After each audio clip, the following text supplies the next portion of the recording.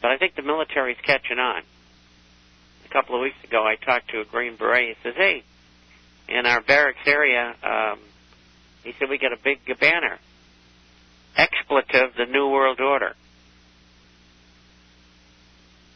They know what's going down. Believe me, they do. And they're going to be on our side, not on the government side. Lately, there are a lot of reports on CNN, Fox, regarding the Mexican economy and drug wars. Since Mexico is number 12 in world economies and number 3 in oil exports to the U.S., its collapse could trigger a conflict on U.S.-Mexico border. What is the likelihood of such an event? Zero. Propaganda by the United States government to put heat on Mexico. Sure, they got a problem. The big problem is Americans are using drugs. That's what the problem is. If Americans weren't using drugs, people wouldn't be producing them and shipping them into the United States through Mexico. So the fault lies in the United States and with the United States government, who is involved in the drug business, along with the Bushes and Clintons, etc. Go buy the book Compromised. Compromised. Tells all about what they were doing in the 80s. First time I met Ollie North, I said, hey, Ollie,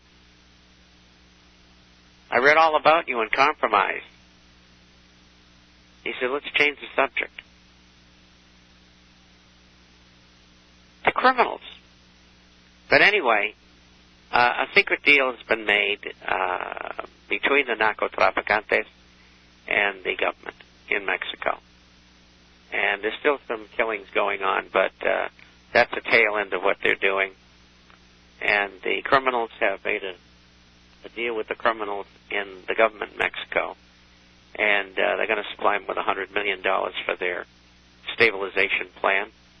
And for that, they have to stop killing people, particularly civilians. And they get a free ride on their drugs through the country and into the United States. And you're not going to read that in any newspaper. I get very good sources there. And so that'll all calm down. But there's some loose ends that they have to tie up. In fact, down in Cancun yesterday, they whacked 3 ex-officers in the military. They tried to screw them. I mean, these guys don't stand still for nothing. One was a general, and the other was a colonel, and I don't know what the other guy was, but they found them all in a car in Cancun yesterday. The Vatican has ordered an ultra-traditionalist Bishop Richard Williamson of UK to publicly recant his views denying the Holocaust.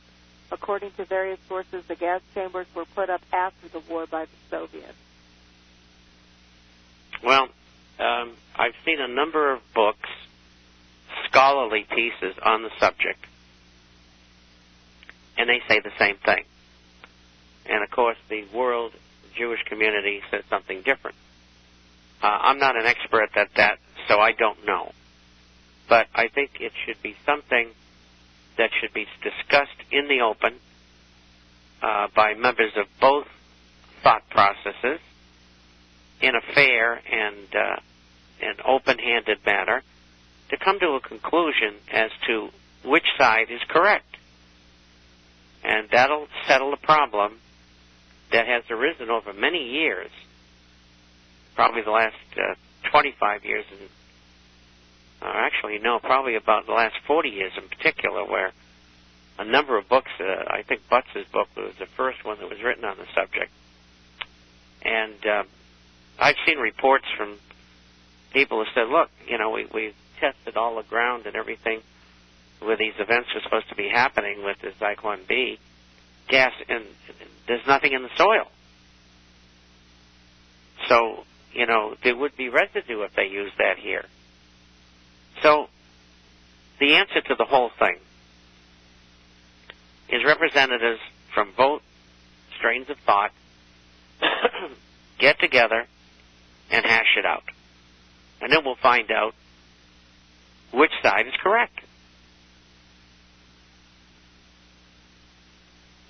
today Obama's energy secretary issued a dire climate prediction. He says no more agriculture in California. He doesn't actually see how they can keep the cities going. He says towns could run out of water by end of April. And tonight, I guess there's most of the U.S. is going to be in a deep freeze all the way down to Florida. You have crops that will be freezing. And I also saw because of that water shortage in California that, the banks aren't loaning these farmers in order so that they can plant. So, I mean, That's all true. You're going to start seeing food shortages and prices just skyrocket coming. And that's why every single broadcast I've been on for the last 12 years, I've told people, you've got to have freeze-dry and dehydrated food. The herb lady carries it. The freeze-dry guy. There's a whole bunch of people out there. We happen to know those two, and they're good to deal with. And, you got to have it in there, particularly if you have children. I mean, let's assume you both lose your jobs, and you can't feed your kids. I mean, think about it. It's the most important thing you can do for your family, along with a water filter, and most people got weapons, so you'll be able to defend your family. If you don't, we'll go out and get an assault weapon. But you got to get that stuff in. I mean, my family's got everything, including gold and silver coins. They're ready. And you better get ready, because this is going to get terrible nasty. Some bad people come around, they're shooting the area up, and you let off and start shooting back, they're not going to bother you. They're going to go someplace where there is nobody shooting back. I mean, why should they bother? So think about it. It'd be a waste of ammo Get that for them. food in. What's that? It would be a waste of ammo for them. Mm-hmm. What happens when you have a state like California? I mean, they've already are unable to pay their bills. They're going bankrupt.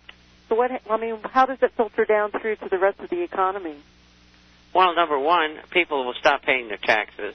The whole state economy, which I think is the 7th and 8th largest in the world, will just simply collapse. There'll be chaos.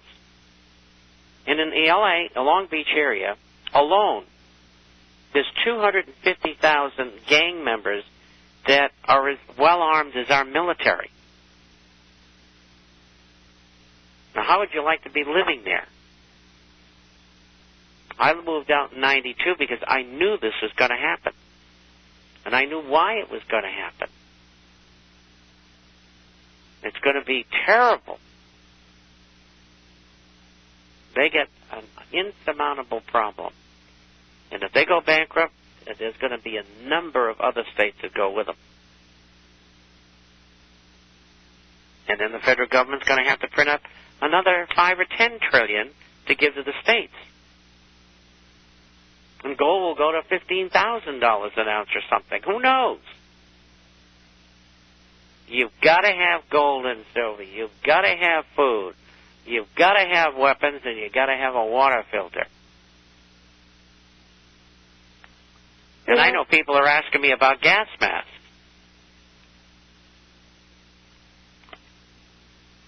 I had mine, but they got lost in the way, and I even got them for the dogs, so...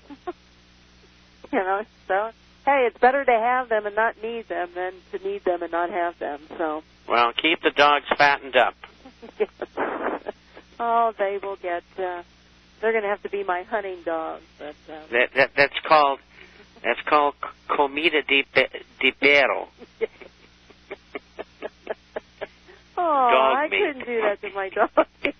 Well, you don't have to. Someone else will. No, they won't. That's why I got my protection.